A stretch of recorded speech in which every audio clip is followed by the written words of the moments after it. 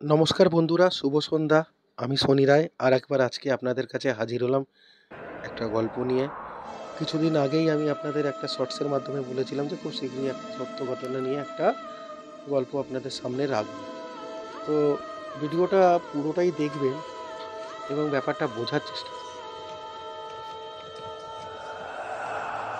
একটা ছেলে বাইক নিয়ে যাচ্ছিল, তো মাঝ রাস্তায় একটা একা মেয়ে তার কাছ থেকে লিফট চায়।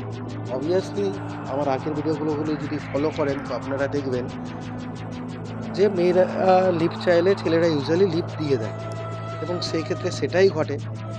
তো ছেলেটা বাইকে মেয়েটিকে তুলে যাচ্ছে তো সে একটা জিনিস লক্ষ্য করলো যে রাস্তা থেকে অন্যান্য গাড়ি চালকরা তাকে ইশারায় কিছু বলার চেষ্টা করছে। ট্রাক ড্রাইভার, চার চাকা গাড়ির ড্রাইভাররা তাকে কিছু একটা বলার চেষ্টা করছে ইশারায়। সে হয়তো বুঝতে পারছে না যে কেন এমনি বলছে, বা ভাবছে বাইকের পিছনে একটা মেয়ে আছে তাই হয়তো তারা খিল্লি করছে। তো পরবর্তীকালে একটা ট্রাক ড্রাইভার হাতে রড নিয়ে নেমে ছেলেটার বাইকের সামনে দাঁড়ালো এবং মেয়েটাকে সরাতে গেল। দেখছে ছেলেটা, মেয়েটা নেই।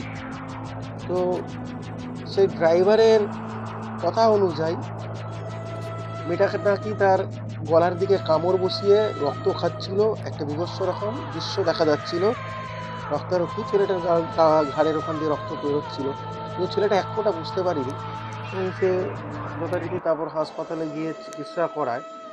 তো এই ধরনের একটা ঘটনা ঘটেছে। রিসেন্ট অনেকগুলো পডকাস্টে প্যারানর্মাল এক্সপার্টরা এই গল্পটা বলেছে। এবার আসল কথা আমি বলি, এটা অনেক পুরনো গল্প, নতুনভাবে চালানো হচ্ছে।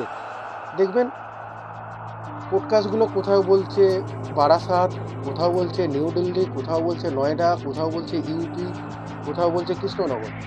এটা পুরোপুরি একটা গিমিক বা গল্প কথা, ভয় ধরানোর একটা চেষ্টা। এইরকম কোনো ঘটনাই প্যারানর্মাল ঘটনার মধ্যে ডকুমেন্টেড নেই, সো কল্ড ডকুমেন্টেড নেই। কেন, যে ঘটনাটা বারাসাতে ঘটছে বাংলায় কেউ বলে গেল, সেই ঘটনাটাই হিন্দিতে একজনে এসে দিল্লির রাস্তার কথা বলছে। তো এইরকম ঘটনা নেই, এইরকম হওয়া সম্ভবও নয়। যদি এইভাবে দেখেন, প্রথম কথা হচ্ছে একটা অশরীরী এইভাবে অ্যাটাক করবে আর আশেপাশে সব লোককে দেখতে পাবে, এটা প্র্যাকটিক্যালি টেকনিক্যালি অসম্ভব ব্যাপার। শুধু ছেলেটা যদি দেখতো নিয়ে যাচ্ছে অন্য কথা, কিন্তু বাকিরাও দেখছে, এটা কার্যত অসম্ভব ব্যাপার। আমি বলবো না যে অশরীরে এই ধরনের আক্রমণ করার ক্ষমতা নেই, আছে, আলবাত আছে। আমার একটা পিটা সিংয়ের গল্পেও আছে, কিন্তু সেক্ষেত্রে তারা যে প্লেসটা সিলেক্ট করে সেটা সম্পূর্ণ নির্জন স্থান এবং ওই নির্জন স্থান থেকে জনবহুল স্থানে ঢোকার আগেই কাজটা শেষ হয়ে যায়। মাঝ রাস্তায় জনবহুল গাড়ি চলছে, তাকে সবাই দেখছে, এভাবে কোনো মতেই সম্ভব নয়। যাক, গল্পটা ঠিক এই রকমই, ঠিক আছে? তো এর কোনো ভিত্তি নেই আর এরকম হওয়া সম্ভব নয়। এরকম হওয়ার তখনই সম্ভব, আমি মাঝে মাঝে কিছু ক্রিয়েচারের উদাহরণ দিই যারা অশরীরী আর শরীরের মাঝের একটা স্টেজ ধারণ করে, তাদের পক্ষে এটা করা সম্ভব, কিন্তু জনবহুল এলাকায় নয়। আর তার জন্য একটা টাইম স্থান থাকে। তো এটা নিছকই একটা গুজব, এর বাইরে কিছু নেই।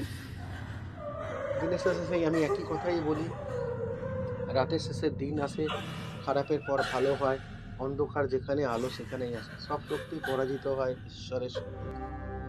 ঈশ্বরে বিশ্বাস রাখুন, ঘরে পুজো করুন, মন্দিরে যান। এগুলো করলে নেগেটিভ এনার্জিগুলো আপনার আশেপাশে থাকলে তারাই অনেক থেকে অটোমেটিকলি সেগুলো নষ্ট বা নিষ্ক্রিয় হয়ে যায়। সবাই ভালো থাকবেন, ধন্যবাদ।